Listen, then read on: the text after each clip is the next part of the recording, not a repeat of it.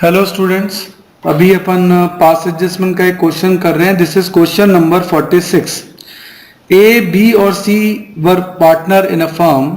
On 1st April 2015 their capital stood at 5 lakh, 2,50,000 and 2,50,000 respectively. As per the provision of the deed के according उनको क्या क्या करना था. सी को सैलरी देनी थी 10,000 पर मंथ. पार्टनर को इंटरेस्ट ऑन कैपिटल मिलना था 5% पर एनम और प्रॉफिट्स को शेयर करना था रेशियो ऑफ कैपिटल में. रेशियो ऑफ कैपिटल देखो 5 लाख 250 यानी इनका रेशियो होता है 2:1:1.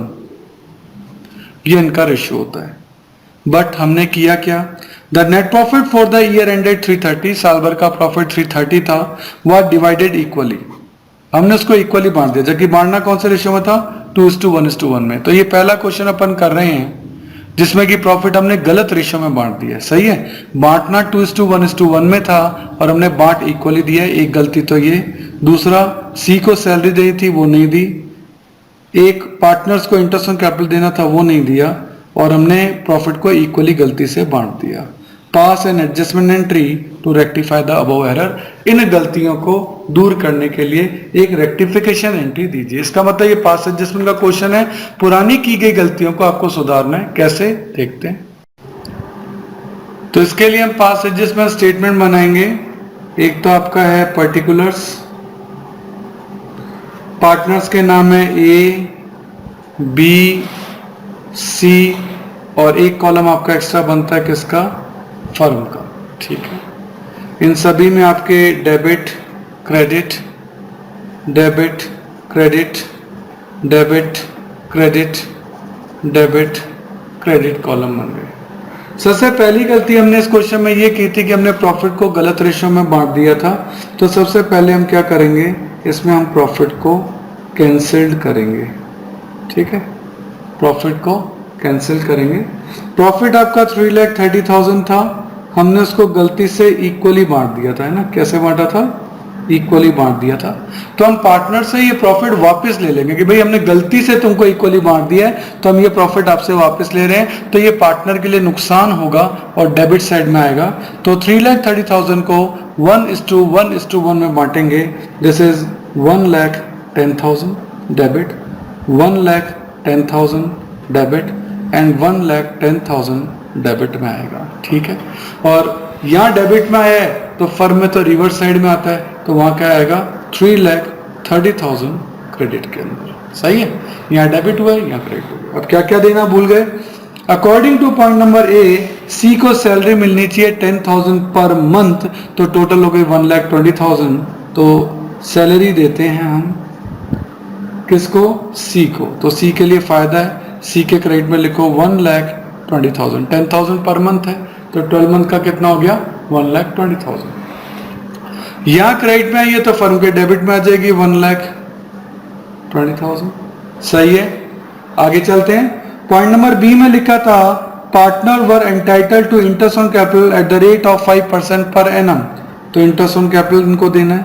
किस रेट से देना है, 5% पर एनम से. और इंटरेस्ट ऑन कैपिटल पार्टनर के लिए फायदा है, फायदा है तो क्रेडिट साइड में आएगा.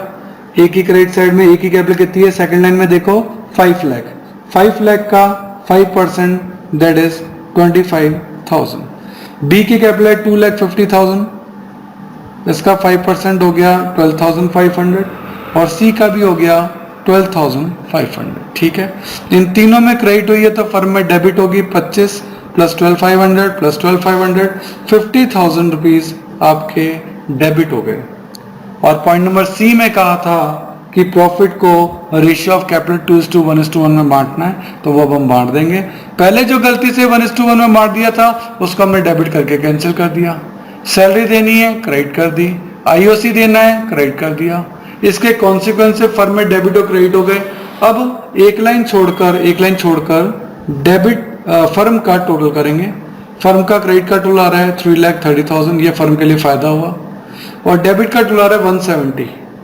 इन दोनों का जो डिफरेंस है, क्योंकि यहाँ भी 330 ही आना चाहिए, इन दोनों का डिफरेंस आ रहा है 160.